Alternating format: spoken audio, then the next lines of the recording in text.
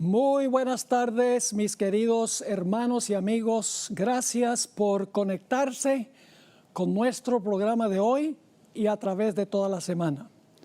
Es un placer estar con mis hermanos y hermanas del hermoso país de Chile, también con muchas personas que están conectadas en diferentes partes del mundo. Parece que las noticias se riegan y estamos contentos por eso. Durante el transcurso de esta semana vamos a estudiar temas de suprema importancia.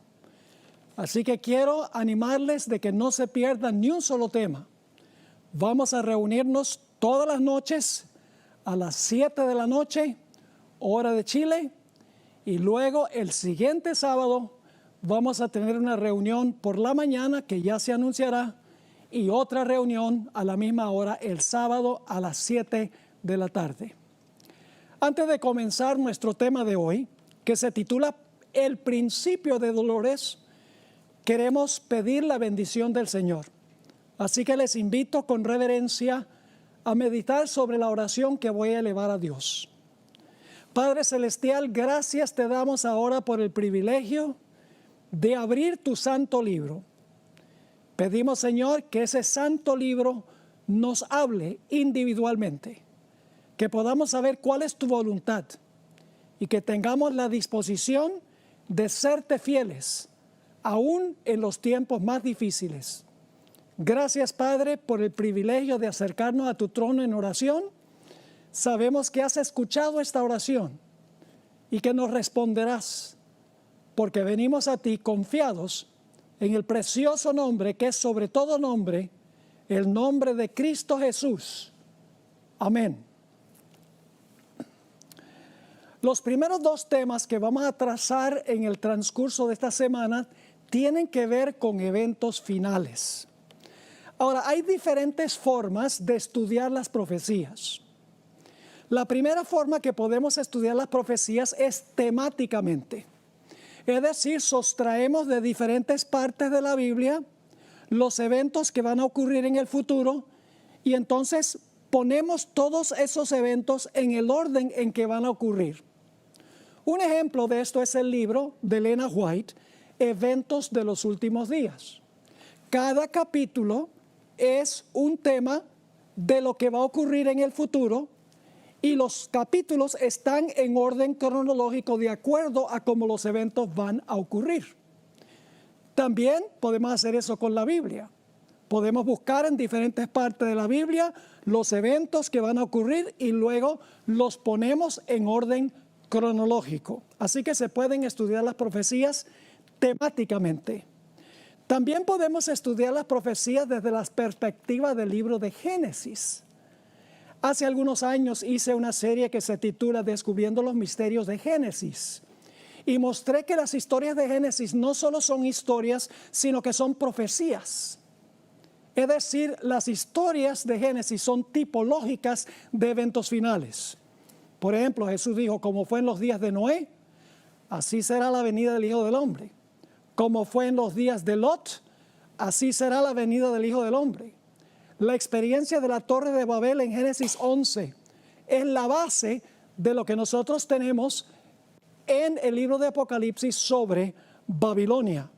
La historia de Caín y Abel es una ilustración del conflicto final, los puntos que tienen que ver con el conflicto final, la adoración y la obediencia a Dios. La historia de Génesis 22, a donde Abraham lleva a su hijo Isaac para sacrificarlo al monte Moria, es simbólico del sacrificio que tuvo que hacer el Padre enviando a Jesús a este mundo. Es decir, Génesis es un libro hermoso para estudiar los eventos finales. También podemos estudiar los eventos finales analizando las parábolas de Jesús. Hace un par de años tuve una clase ancla aquí en nuestro estudio y el propósito era estudiar las parábolas, los milagros, las metáforas y las analogías que usó Jesús. Y al preparar el manual para esa clase quedé maravillado de la cantidad de parábolas y milagros y metáforas que usó Jesús que tienen que ver directamente con eventos finales. Es decir, podemos estudiar eventos finales desde la perspectiva de las parábolas. Lógicamente, podemos estudiar también eventos finales desde la perspectiva de Daniel y Apocalipsis. Son libros proféticos en todo sentido de la palabra. El problema que tenemos con estudiar temáticamente Génesis, las parábolas y Daniel y Apocalipsis es que estos eventos que se mencionan en estos libros no están en orden cronológico. Tenemos nosotros que buscar en todas esas fuentes y luego con oración y con estudio ver en qué orden están los eventos que encontramos allí. Pero hay un lugar en la Biblia a donde los eventos finales, los grandes puntales, se encuentran en orden cronológico, exactamente en el orden en que van a ocurrir. Y ustedes estarán preguntándose, ¿a dónde en la Biblia tenemos una profecía que presenta todos los eventos finales, por lo menos los grandes puntales de los eventos finales, en el orden en que van a ocurrir? La respuesta es Mateo, el capítulo 24. En ese capítulo tenemos todos los eventos finales en el orden en que van a ocurrir. Ahora, antes de entrar al estudio de Mateo 24, y hoy vamos a estudiar los versículos 5 hasta el versículo 15, y mañana vamos a decir mucho más en cuanto al versículo 15.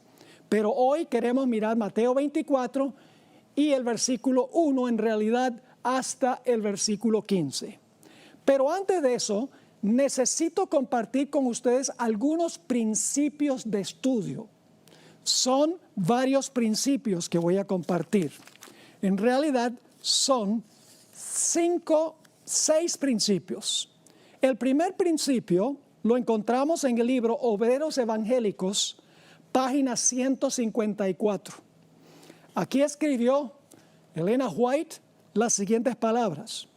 El capítulo 24 de Mateo me ha sido presentado repetidas veces como algo a que debe ser atraída la atención de todos. Vivimos hoy en el tiempo en que las predicciones de este capítulo se están cumpliendo. Expliquen nuestros ministros y maestros estas profecías a aquellos a quienes instruyen.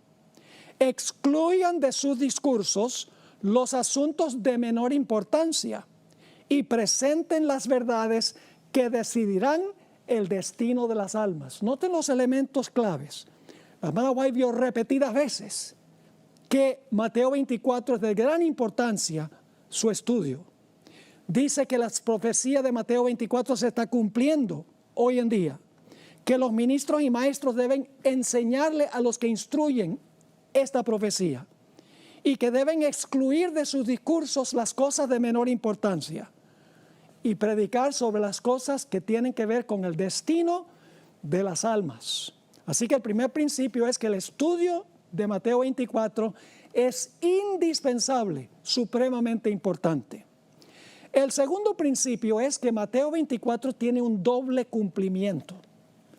Se cumple en la destrucción de Jerusalén y los eventos que llevan a ese evento, y se cumple en los eventos que llevan a la destrucción del mundo, a la segunda venida de Jesús. Y ustedes dicen, ¿cómo sabemos que Mateo 24 tiene una doble aplicación, un doble cumplimiento? Vamos a Mateo 24 y el versículo 1 al 3. Cuando Jesús salió del templo, y esto fue por última vez, y se iba, se acercaron sus discípulos para mostrarle los edificios del templo. Respondiendo, él les dijo, ¿ves todo esto? ¿Ven ustedes todo esto? De cierto os digo que no quedará aquí piedra sobre piedra que no sea derribada. Y estando él sentado en el monte de los olivos, los discípulos se le acercaron aparte, diciendo, ahora noten que los discípulos van a hacer 2 preguntas a Jesús, 2 preguntas. Dice en el versículo 3 nuevamente, y estando él sentado en el monte de los olivos, los discípulos se le acercaron aparte diciendo, dinos, ¿cuándo serán estas cosas? Acaba de hablar de la destrucción del templo, no iba a quedar piedra sobre piedra, pero ahora hacen otra pregunta. ¿Y qué señal habrá de tu venida y del fin del siglo? Es decir, del fin del mundo. Ahora, los discípulos pensaban que los dos eventos iban a ocurrir al mismo tiempo. La destrucción del templo y la destrucción del mundo. Ellos pensaban que eso iba a ocurrir al mismo tiempo. Jesús sabía que la destrucción del templo y lo que ocurre al final de la historia son dos eventos separados por muchísimos años. Pero lo que hizo Jesús fue entremezclar las dos aplicaciones, los dos cumplimientos de Mateo el capítulo 24. Quiero leerles varias citas ahora que encontramos en el Espíritu de Profecía y quiero que noten la terminología que usa la hermana White para describir este doble cumplimiento de Mateo 24. Conflicto de los siglos, página 28. La profecía del Señor entrañaba un doble significado. Noten, doble significado. Al par que anunciaba la ruina de Jerusalén, presagiaba también los horrores del gran día final. Así que doble cumplimiento, doble significado. La destrucción de Jerusalén presagiaba lo que va a pasar al final de la historia. En el mismo libro, Conflicto de los Siglos, página 34, ella escribió: la profecía del Salvador referente al juicio que iba a caer sobre Jerusalén va a tener otro cumplimiento. Y la terrible desolación del primero no fue más que un pálido reflejo de lo que será el segundo. Es decir, lo que pasó con Jerusalén es solo un pálido reflejo, una sombra de lo que va a pasar al final de la historia. Sigue la cita. En lo que acaeció a la ciudad escogida, podemos ver anunciada la condenación de un mundo que rechazó la misericordia de Dios y pisoteó su ley. Otra cita la encontramos en el libro Eventos de los Últimos Días, página 18, donde dice lo siguiente: Cristo advirtió a sus discípulos en cuanto a la destrucción de Jerusalén y las señales que ocurrirían antes de la venida del Hijo del Hombre. Ahora escuchen bien, todo el capítulo 24 de Mateo, ¿cuánto del capítulo? Todo el capítulo 24 de Mateo es una profecía concerniente a los acontecimientos que preceden a este evento, es decir, la segunda venida. Y se usa la destrucción de Jerusalén para tipificar la última gran destrucción del mundo por fuego. Dos citas más. Testimonios para la Iglesia, tomo 5, página 753.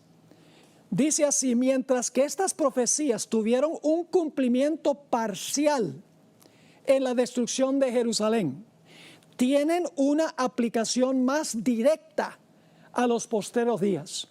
Es decir, el cumplimiento con Jerusalén fue parcial, pero el cumplimiento más pleno tiene que ver con lo que va a pasar al final de la historia. Una cita más, Palabras de Vida del Gran Maestro, página 102. La ruina de Jerusalén fue un símbolo de la ruina final que abrumará al mundo. Las profecías que se cumplieron parcialmente en la destrucción de Jerusalén se aplican más directamente a los últimos días. Estamos ahora en el umbral de acontecimientos grandes y solemnes. Nos espera una crisis como jamás ha presenciado el mundo. El tercer principio que necesitamos tomar en cuenta es que 3 de los 4 evangelios tienen este sermón de Jesús. No solamente aparece en Mateo 24, sino que aparece también en Marcos 13 y en Lucas 21. Quiere decir que debemos comparar los 3 evangelios, porque Marcos y Lucas dicen cosas que Mateo no dice. Y Mateo dice cosas que Marcos y Lucas no dicen. Solo cuando estudiamos los 3 evangelios sinópticos juntos, tenemos un cuadro completo de lo que va a ocurrir. El siguiente principio, el principio número 4, es que Jesús predicó este sermón no para convencer a los mundanos de que las señales indican que Jesús está próximo a venir. Es decir, el enfoque del capítulo no está sobre los incrédulos, sobre la gente secular, sino para el pueblo de Dios. Ahora, no me entiendan mal. No hay ningún problema con usar Mateo 24 en campañas evangelísticas para hablarle a los asistentes en cuanto a las señales que están ocurriendo en el mundo hoy que indican que Cristo viene pronto. No hay ningún problema con eso. Pero la intención original de Mateo 24, de las palabras de Jesús, era que sus seguidores no fuesen engañados. Las señales eran para los seguidores o son para los seguidores de Jesús, para que no sean engañados, para que no pierdan la fe cuando venga la persecución. Y ustedes dicen, ¿cómo sabemos eso? Bueno, vamos a Mateo 24 y vamos a leer algunos versículos aquí rápidamente. Mateo el capítulo 24 y el versículo 4. Mateo 24 y el versículo 4. Jesús le está hablando a sus discípulos. Respondiendo Jesús les dijo, mirad que nadie os engañe. Es decir, miren que nadie los engañe a ustedes, mis discípulos. Noten lo que dice el versículo 15, que vamos a llegar a eso esta noche para solamente introducir el estudio de ese versículo.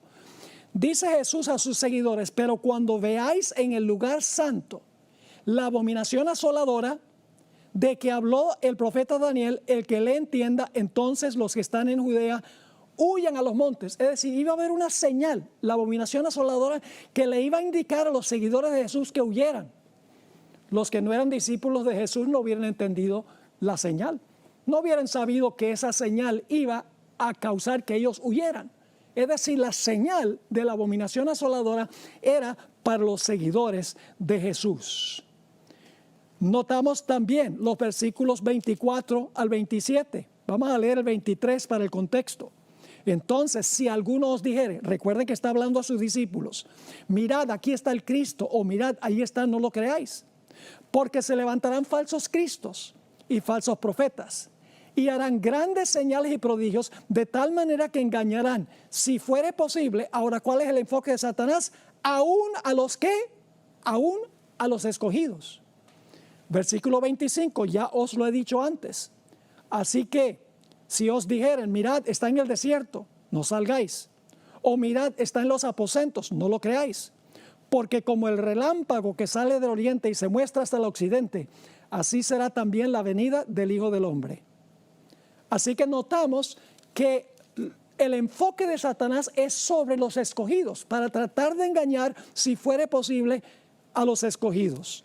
Noten también el versículo 42. Dice Jesús aquí a sus seguidores, velad pues, porque no sabéis a qué hora ha de venir vuestro Señor. Es decir, son siervos del Señor, aquellos a quienes le está escribiendo Jesús o predicando Jesús.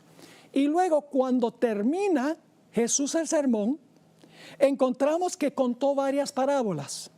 La parábola del siervo infiel. El siervo infiel profesaba servir al Señor, pero era infiel. Es decir, el enfoque de esa parábola es, no seas infiel si eres siervo mío. Luego Jesús contó la parábola de las 10 vírgenes. Las 10 vírgenes profesaban seguir a Jesús. Todas tenían lámparas.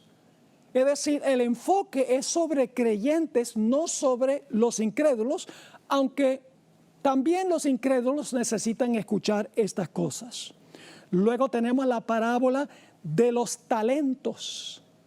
Noten que los 3 que recibieron talentos profesaban seguir a Jesús.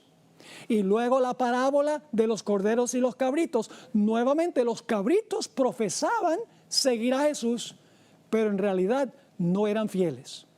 Es decir, este principio, el cuarto principio, es que Mateo 24 tiene un enfoque especial para aquellos que profesan el nombre de Cristo Jesús. El siguiente principio, el número 5, es que los eventos de Mateo 24 están en orden cronológico, exactamente como van a ocurrir. Y ustedes pensarán, ¿cómo sabemos eso? Sencillamente porque el capítulo tiene varias expresiones temporales. Se las voy a mencionar. Mateo 24:6 dice, va a haber guerras y rumores de guerras, pero aún no es el fin. Luego menciona pestilencias, hambres y terremotos, y dice, solo principio de dolores. Y luego hay una palabra muy importante que se usa 9 veces en el capítulo. La palabra entonces. Esa palabra griega, tote, indica un evento que sucede cronológicamente después de otro. Esto, y entonces esto, y entonces esto, y entonces aquello. Es decir, la palabra entonces, que se usa repetidas veces en el capítulo, indica una secuencia cronológica de eventos. Ahora vamos a mencionarles los versículos a donde aparece la palabra entonces. Capítulo 24 y el versículo 9 dice, entonces os entregarán a tribulación y os matarán. Versículo 10, entonces muchos tropezarán. Versículo 14, será predicado el evangelio y entonces vendrá el fin. Mateo 24:16, cuando vean la abominación asoladora, entonces los que estén en Judea huyan. En Mateo 24:19 hay otra expresión temporal, aquellos días. Mateo 24:21 usa otra vez la palabra entonces. Entonces habrá gran tribulación. Mateo 24:22 otra vez usa una expresión 2 veces, una expresión que tiene que ver con tiempo. Aquellos días se usa 2 veces, si aquellos días no son acortados. La palabra entonces aparece nuevamente en el versículo 23. Inmediatamente después, el sol, la luna y las estrellas se oscurecerán. En Mateo 24:30 dice, entonces aparecerá la señal del Hijo del Hombre, y en el mismo versículo dice, entonces todas las tribus de la tierra se lamentarán.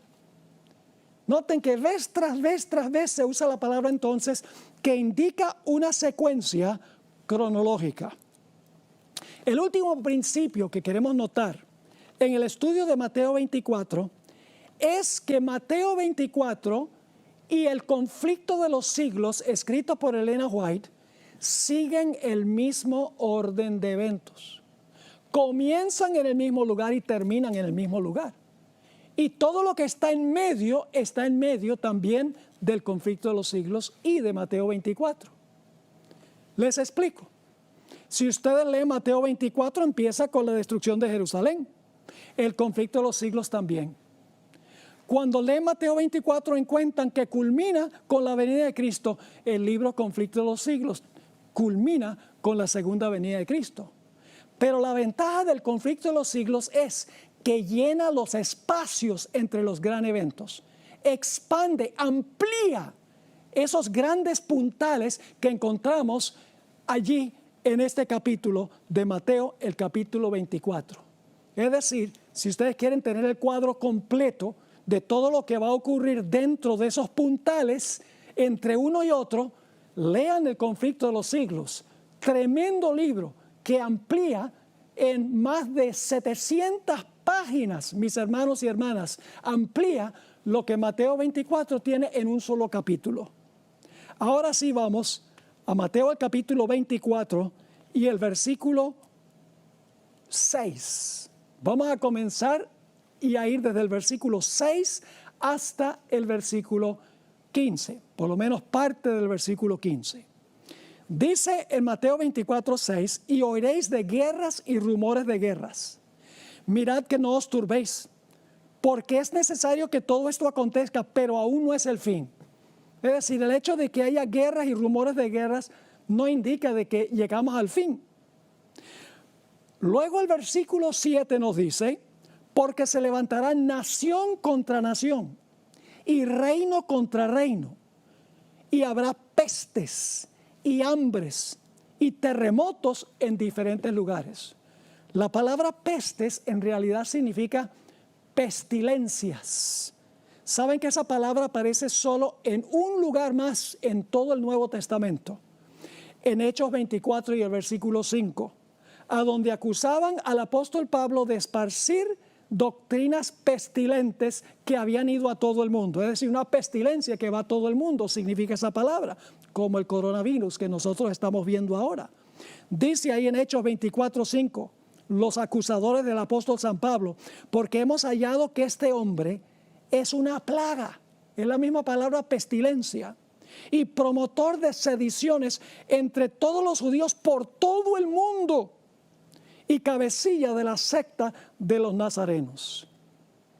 Pestilencia, hambres y terremotos. Ahora, el Evangelio según San Marcos agrega otra señal que no está en Mateo. Marcos 13:8 agrega la palabra alborotos.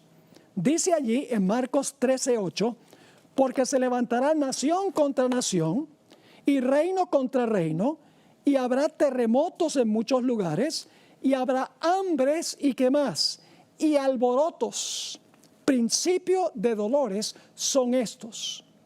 La palabra alborotos aquí se refiere a conmociones, tumultos e intranquilidad social, como ustedes vieron en Chile hace unos meses y como se está viendo en algunas ciudades ahora de los Estados Unidos. En Juan 5 y el versículo 4, esa palabra se usa para hablar de las aguas que supuestamente el ángel agitaba en el estanque de Betesda. En Hechos 12 y el versículo 18 se usa para hablar de un tumulto que hubo entre los soldados romanos. Y en Hechos 19:23 describe un disturbio que se levantó por causa del camino, es decir, por causa de los cristianos. Elena White amplía estos versículos donde habla de guerras y rumores de guerras, pestilencias, hambres, terremotos y alborotos. Quiero leer algunas de sus citas. Primer lugar, evento de los últimos días, página 24. En las escenas finales de la historia de esta tierra, la guerra prevalecerá. Ahí está una de las señales que menciona Mateo. Habrá epidemias o pestilencias, mortandad y hambre. Las aguas del abismo rebasarán sus límites. Incendios e inundaciones destruirán la propiedad y la vida. Debiéramos estar alistándonos para las mansiones que Cristo ha ido a preparar para los que lo aman. En Evento de los Últimos Días, página 27, ella escribió: aumentarán las hambrunas, las pestilencias barrerán a miles. A nuestro alrededor hay peligros procedentes de las potencias externas y de las operaciones satánicas de adentro. Pero ahora se está ejerciendo el poder restrictivo de Dios. La cita más importante está en el conflicto de los siglos 575 y 576. Elena White amplía y agrega que va a haber muchos más desastres que solamente hambres y pestilencias y terremotos y alborotos. Fíjense lo que escribió. El objeto de Satanás consiste en hostigar a las naciones a hacerse mutuamente la guerra, pues de este modo puede distraer las mentes de los hombres de la obra de preparación necesaria para subsistir en el día del Señor. Al par que se hace pasar ante los hijos de los hombres como un gran médico que puede curar todas sus enfermedades, Satanás producirá enfermedades y desastres, al punto que ciudades populosas sean reducidas a ruinas y desolación. Ahora mismo está obrando. Ejerce su poder en todos los lugares y bajo mil formas. En las desgracias y calamidades de mar y tierra, en las grandes conflagraciones, en los tremendos huracanes y en las terribles tempestades de granizo, en las inundaciones, en los ciclones, en las mareas extraordinarias y en los terremotos. Satanás destruye las mieses casi maduras y a ellos siguen la hambruna y la angustia. Propaga por el aire emanaciones mefíticas y miles de seres perecen en la pestilencia. Y luego ella escribió lo siguiente: estas plagas irán aumentando más y se harán más y más desastrosas. La pestilencia del coronavirus es solo el principio de dolores, según dice esta cita. Ahora, yo les puedo decir exactamente a dónde estamos ahora mismo en el desarrollo de Mateo 24. Ahora nosotros estamos entre el versículo 8 y el versículo 9, en la secuencia de eventos. Y ustedes dicen, ¿cómo sabe eso? Porque el siguiente versículo, el versículo 9, después de decir el versículo 8 que habrá guerras, rumores de guerras, pestilencias, hambres, terremotos, alborotos, entonces el siguiente versículo dice algo muy interesante, el versículo 9. Entonces, os entregarán a tribulación y os matarán. Y seréis aborrecidos de todas las gentes por causa de mi nombre. Eso no ha pasado todavía. Todavía el mundo no se ha lanzado contra los cristianos, matándolos, y no son aborrecidos por todas las gentes del mundo. Por eso digo, estamos entre el versículo 8 y el versículo 9 de Mateo, el capítulo 24. Ahora, ¿recuerdan la cita que leí de Elena G. de White? A donde ella escribió en cuanto a todos los desastres que iban a ocurrir más y más frecuentemente y cada vez más terrible. Ahora quiero leer la siguiente oración después de eso. Ella captó que finalmente todo eso se le va a echar la culpa por suceder al pueblo de Dios, como dice el versículo 9. Dice en el Conflicto de los Siglos 5:76, la siguiente oración. Entonces, el gran engañador persuadirá a los hombres de que son los que sirven a Dios los que causan estos males. Ahí está el versículo 9. Sigue escribiendo, la parte de la humanidad que haya provocado el desagrado de Dios, lo cargará a la cuenta de aquellos cuya obediencia a los mandamientos divinos es una reconvención perpetua para los transgresores. Se declarará que los hombres ofenden a Dios al violar el descanso del domingo, que este pecado ha traído calamidades que no concluirán hasta que la observancia del domingo no sea estrictamente obligatoria, y que los que proclaman la vigencia del cuarto mandamiento, haciendo con ello que se pierda el respeto debido al domingo y rechazando el favor divino, turban al pueblo y alejan la prosperidad temporal. Así que los versículos 7 y 8 dicen guerras y rumores de guerras, nación contra nación, reino contra reino, pestilencias, hambres, terremotos, alborotos. Y luego el versículo 9 dice, entonces los van a perseguir. Eso precisamente dice la hermana White. Después de ampliar eso, ella dice, entonces el gran engañador persuadirá a los hombres de que son los que sirven a Dios los que están causando estos males. Ahora es interesante, la palabra tribulación se encuentra 2 veces en Mateo 24. La primera vez sencillamente dice tribulación, aquí en el versículo 9. Versículo 9 dice nuevamente, entonces, en la conexión con lo que viene anteriormente, entonces os entregarán a tribulación. La segunda vez que se usa la palabra tribulación ya viene con calificativo. En el versículo 21 habla de la gran tribulación. Es decir, va a haber una tribulación antes de la gran tribulación. Ahora, la pregunta clave es, en esa tribulación, ¿quiénes van a perseguir a quiénes? No dice Mateo. Sencillamente Mateo dice, van a entregarlos a tribulación, los matarán, serán aborrecidos de todas las gentes por causa de mi nombre. Pero el Evangelio de Lucas sí dice quiénes van a perseguir a quiénes. Dice allí en Lucas 21:16, mas seréis entregados aún por vuestros padres y hermanos y parientes y amigos, y matarán a algunos de vosotros, y seréis aborrecidos de todos por causa de mi nombre. Ahora sabemos que familiares entregarán a familiares y amigos entregarán a amigos cuando venga la persecución. En ese tiempo los fieles de Dios van a tener que comparecer ante reyes y gobernantes para dar testimonio de su fe. El fuerte clamor de Apocalipsis, el capítulo 18. Ahora, Mateo no dice eso. Por eso necesitamos ir a los otros evangelios. Noten Marcos 13 y el versículo 9 y el versículo 11. Marcos 13, 9 y luego el versículo 11. Jesús dice aquí que cuando seamos llevados ante tribunales y gobernantes, no debemos preocuparnos. Dice así: pero mirad por vosotros mismos, porque os entregarán a los concilios.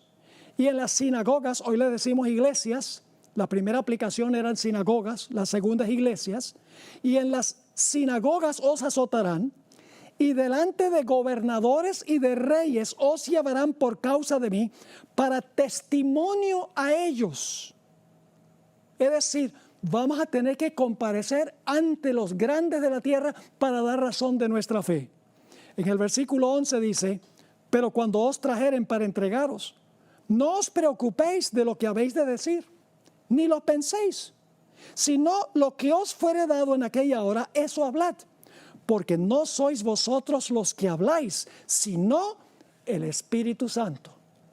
Es decir, el Espíritu Santo va a ser derramado sobre el pueblo de Dios para que puedan dar testimonio ante los grandes de la tierra. Leo un par de citas del Espíritu Profecía.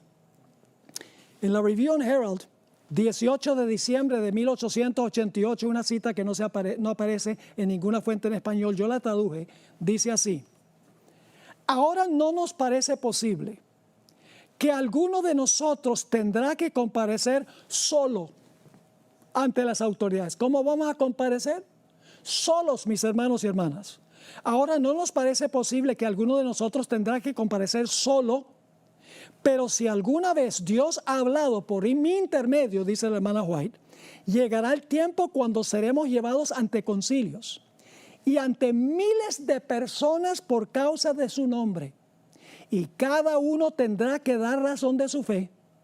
Luego vendrá la crítica más severa sobre cada posición que se ha tomado en favor de la verdad. Necesitamos, ahora viene la recomendación, necesitamos entonces estudiar la palabra de Dios para que podamos saber por qué creemos las doctrinas que defendemos. No es suficiente estudio devocional de la Biblia, tenemos que hacer un profundo estudio doctrinal. En otra cita que está en Eventos de los Últimos Días, página 209, la hermana White escribió el tiempo cuando tendremos que comparecer ante los grandes de la tierra. Dice así: aquellos que reciben a Cristo como Salvador personal resistirán las pruebas de estos últimos días. El Señor Jesús dará a los discípulos una lengua y una sabiduría que sus adversarios no podrán contradecir ni resistir. Aquellos que por razonamiento no podrían vencer los engaños satánicos darán un testimonio positivo que confundirá a hombres supuestamente doctos. Los humildes van a hablar con tanta autoridad y sabiduría que va a confundir a los hombres grandes de la tierra. La cita termina: de los labios de los iletrados saldrán palabras con tal poder convincente y sabiduría que se producirán conversiones a la verdad. Miles se convertirán bajo su testimonio. ¡Qué tremenda oportunidad! Cuando tengamos que comparecer ante los grandes de la tierra, dar razón de nuestra fe para que miles se conviertan al Señor y se salven finalmente. Ahora, este tiempo que describe el versículo 9 es lo que nosotros llamamos el tiempo de angustia previo. Es decir, el pequeño tiempo de angustia. Tribulación sin la palabra gran. Durante este tiempo Dios va a derramar la lluvia tardía. Durante este tiempo el pueblo de Dios va a proclamar el fuerte clamor de Apocalipsis 18 que se centra en el mensaje del sábado. Y eso va a traer persecución. Quiero leerles una cita de la hermana White donde ella habla del tiempo de angustia previo o el pequeño tiempo de angustia, que es lo que tenemos en el versículo 9. Sabemos que en el versículo 9 todavía no es la gran tribulación, porque en la gran tribulación no va a morir ningún fiel de Dios. Pero aquí dice en el versículo 9, os entregarán a tribulación y os matarán. Durante esta tribulación habrá mártires, según dice el Señor Jesucristo. En Primeros Escritos, página 33, la hermana White escribió lo siguiente, en cuanto a este tiempo de angustia previo de Mateo 24:9. Vi que Dios tenía hijos que no reconocen ni guardan el sábado. No han rechazado la luz referente a Él. Y al empezar el tiempo de angustia, fuimos henchidos del Espíritu Santo cuando salimos a proclamar más plenamente el sábado.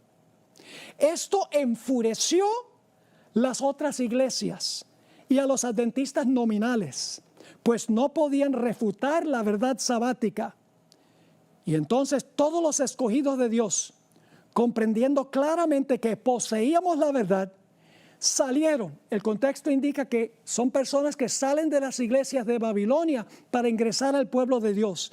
Dice nuevamente, esto enfureció a las otras iglesias y a los adventistas nominales, pues no podían refutar la verdad sabática.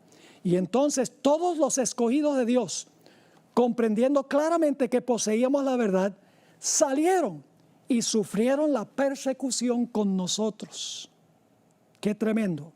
Y luego dice ella, vi guerra, hambre, pestilencia y grandísima confusión. Las mismas señales de Mateo 24 y el versículo 6 y 7. Así que dice, nuevamente, vi guerra, hambre, pestilencia y grandísima confusión en la tierra. Los impíos pensaron que nosotros habíamos acarreado el castigo sobre ellos y se reunieron en consejo para raernos de la tierra, creyendo que así cesarían los males. Ahora, cuando una persona leyó esta cita de la hermana White, le escribió y le dijo, pero usted escribió que al empezar el tiempo de angustia fuimos llenos del Espíritu Santo y proclamamos el sábado. Pero, hermana White, usted dijo en otra parte que en el tiempo de angustia ya la puerta de la gracia se cerró. Entonces, ¿cómo se explica eso? La hermana White tuvo que enviar una explicación. En Primeros Escritos, página 85, ella habló sobre este corto tiempo de angustia. Dice, el comienzo del tiempo de angustia, mencionado entonces, no se refiere al tiempo cuando comenzarán a ser derramadas las plagas, sino a un corto periodo, precisamente antes que caigan, mientras Cristo está en el santuario. Es decir, la puerta de la gracia no se ha cerrado en el versículo 9. Se cierra, vamos a ver mañana en el versículo 15. Sigue diciendo, en ese tiempo, cuando se esté terminando la obra de salvación, vendrá aflicción sobre la tierra y las naciones se airarán, aunque serán mantenidas en jaque, porque los ángeles están reteniendo los vientos, para que no impidan la realización de la obra del tercer ángel. En ese tiempo descenderá la lluvia tardía. En el corto tiempo de angustia, hermanos y hermanas, descenderá la lluvia tardía o refrigerio de la presencia del Señor para dar poder a la voz fuerte del tercer ángel. Es el fuerte clamor de Apocalipsis 18. Y preparar a los santos para que puedan subsistir durante el periodo cuando las 7 postreras plagas serán derramadas. Pero cuando viene esta persecución, va a haber un zarandeo entre el pueblo de Dios. Eso está en Mateo 24, 10. Fíjense que todo esto está en orden cronológico. Muchos tropezarán entonces. Es decir, como consecuencia de la persecución, muchos van a tropezar. Y se entregarán unos a otros y unos a otros se aborrecerán. La hermana White dice que el zarandeo es causado por 3 cosas. 1, falsas enseñanzas. 2, las atracciones del mundo o la mundanalidad se va a llevar a muchos. Y en tercer lugar, la persecución. Cuando venga la persecución en el tiempo de angustia previo, el pueblo de Dios saldrá a proclamar más plenamente el sábado bajo el poder de la lluvia tardía. Y según esto, muchos en ese tiempo tropezarán. Mis hermanos y hermanas, en tiempos cuando las cosas están pacíficas, la iglesia se llena de gente. Pero cuando viene la persecución, uno sabe quién es quién. Ahora, ¿qué significa eso? Muchos tropezarán. ¿Qué significa la palabra tropezarán? Vamos a leer un par de versículos donde se usa la misma palabra. Juan 16, 1 y 2. Estas cosas os he hablado, dice Jesús, para que no tengáis tropiezo. Es decir, para que no tropiecen ni caigan, os expulsarán de las sinagogas. Y aún viene la hora cuando cualquiera que os mate, pensará que rinde servicio a Dios. Es decir, los que van a atacar al pueblo de Dios son gente que profesa ser pueblo de Dios. Marcos 4, 16 y 17, en la parábola del sembrador, habla de la semilla que fue sembrada entre las piedras o entre las rocas. Dice allí, estos son asimismo los que fueron sembrados en pedregales, los que cuando han oído la palabra, al momento la reciben con gozo, dicen, aleluya, esto está hermoso, pero no tienen raíz en sí, sino que son de corta duración, porque cuando viene, escuchen bien, la tribulación o la persecución por causa de la palabra, luego tropiezan. Elena White también escribió que muchos de los que profesan ser fieles van a abandonar la fe. En el libro Profetas y Reyes, página 431, ella escribió, los que sean fieles a Dios y al deber serán amenazados, denunciados y proscritos. Serán traicionados por padres y hermanos y parientes y amigos. Su única esperanza se cifrará en la misericordia de Dios. Su única defensa será la oración. A veces nosotros pensamos que los peores perseguidores del pueblo de Dios serán los de afuera. Pero en esta cita que voy a leer, Conflicto de los Siglos 5:93, los peores enemigos del pueblo de Dios serán los que no soportan la persecución y se levantan contra el fiel remanente de Dios. Noten esta cita, Conflicto de los Siglos 5:93. Conforme vaya acercándose la tempestad. Fíjense que estos son adventistas, los que ella describe. Conforme vaya acercándose la tempestad, muchos que profesaron creer en el mensaje del tercer ángel. No hay ninguna iglesia que cree en el mensaje del tercer ángel, sino la adventista.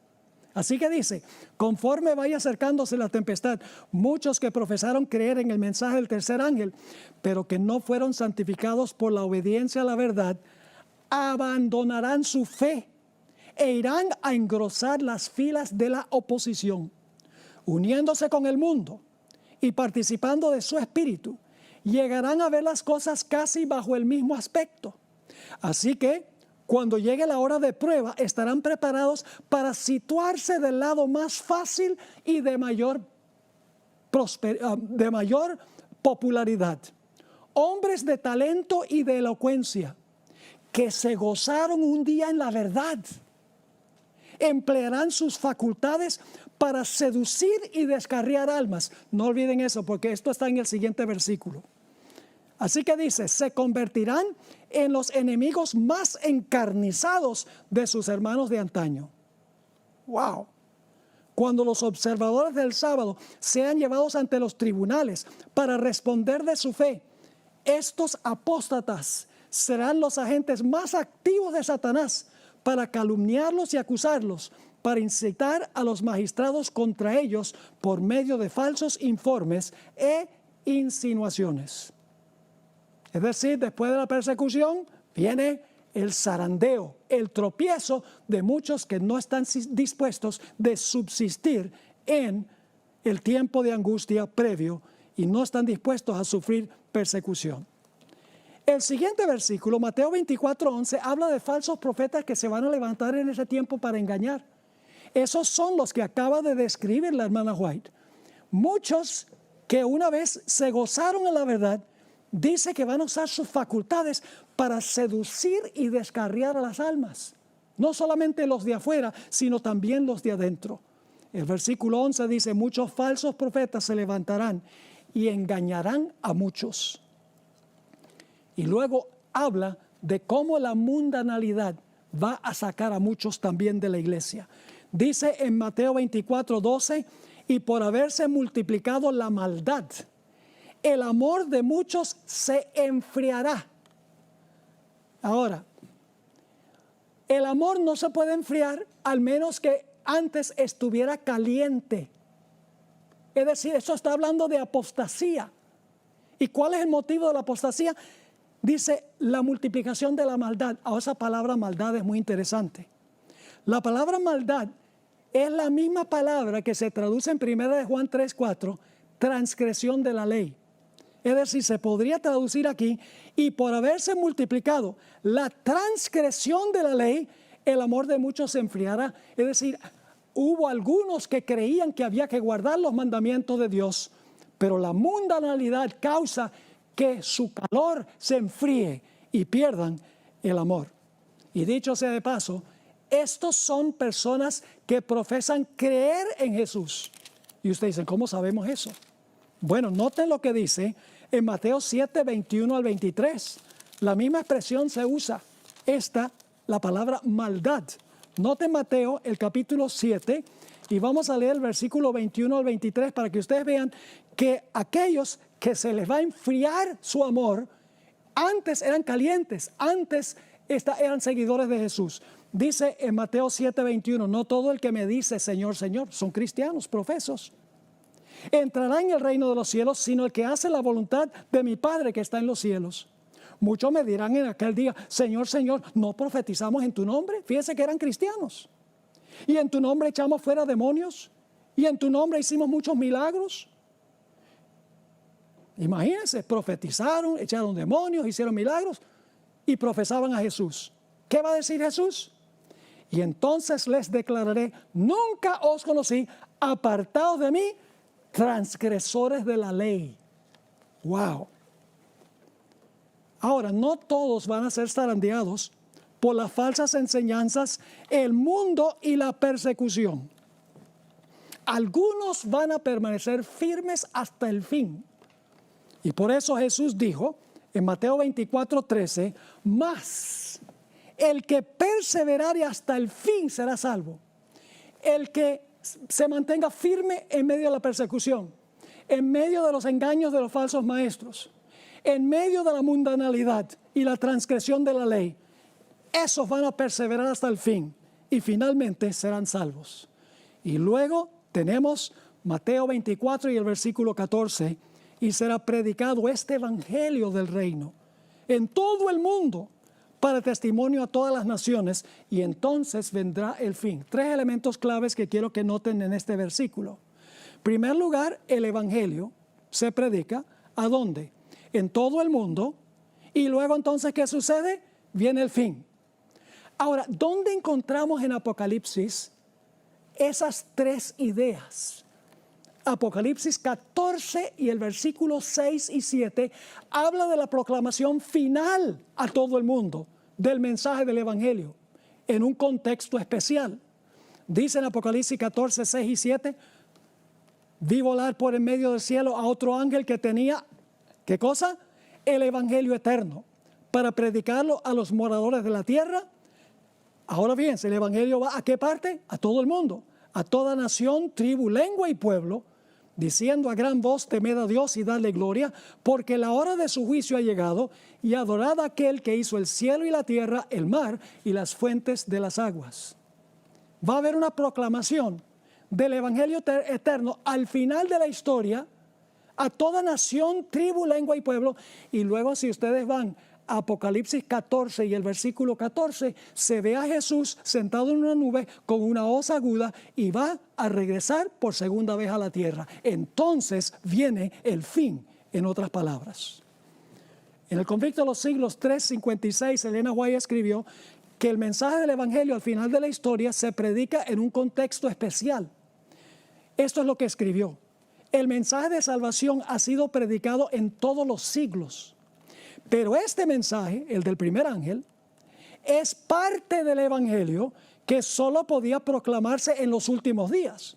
Pues solo entonces podía ser verdad que la hora del juicio había llegado. Lutero no podía predicar, teme a Dios y dale gloria, porque la hora de su juicio llegó, porque la hora del juicio no fue en los días de Lutero.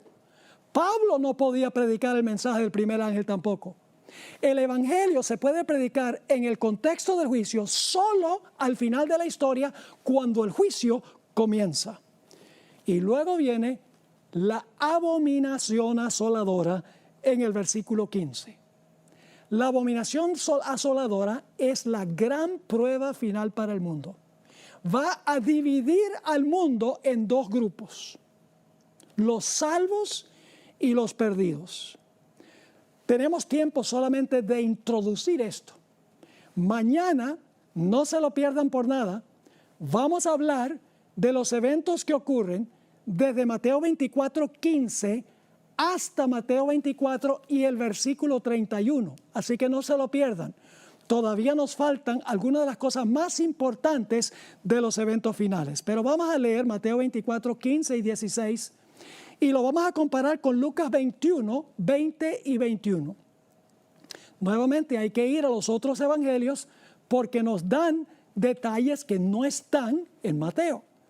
Mateo 24, 15 y 16 dice lo siguiente: por tanto, cuando veáis en el lugar santo la abominación asoladora de que habló el profeta Daniel, el que lee entienda, entonces los que estén en Judea huyan a los montes. Es decir, la abominación asoladora era la señal para los fieles que estaban en la ciudad de que en ese momento, al ver la señal, ellos debían huir de la ciudad para que no fueran destruidos. El Evangelio según San Lucas lo expresa de una forma distinta, radicalmente distinta. Pero mañana vamos a ver cuál es la relación entre Mateo 24, 15 y 16 y Lucas 21, 20 y 21. Noten lo que dice Lucas 21, 20 y 21. Pero cuando viereis a Jerusalén rodeada de ejércitos, es decir, la abominación asoladora significaba Jerusalén rodeada de ejércitos. Esa era la señal. Y mañana vamos a hablar sobre qué tenían esos ejércitos romanos. Tenían estandartes y en el estandarte había algo muy importante. Pero mañana vamos a esbozar eso. Así que dice, pero cuando viereis a Jerusalén rodeada de ejércitos, sabed entonces que su destrucción ha llegado. Entonces los que estén en Judea huyan a los montes. En Mateo decía, cuando vean la abominación asoladora, huyan. Aquí dice en Lucas 21, cuando vean a la ciudad de Jerusalén rodeada de ejércitos, huyan a los montes. Y los que estén en medio de ella, váyanse. Y los que estén en los campos, no entren en ella. ¡Qué extraordinario! ¿Cómo Mateo 24 presenta los eventos finales en el orden exacto en que están ocurriendo y van a ocurrir? ¿Y a dónde estamos nosotros ahora en el desarrollo de Mateo 24? Mis hermanos y hermanas, apreciados amigos, estamos ahora entre el versículo 8 y el versículo 9. Los desastres van a ir aumentando, van a ser más terribles, hasta que va a llegar el momento en que los habitantes del mundo van a decir, ¿qué está pasando? ¿Por qué está pasando esto? Y entonces vendrá la tribulación para el pueblo de Dios, pero el pueblo de Dios proclamará con poder el mensaje para que se puedan salvar muchas almas en el reino.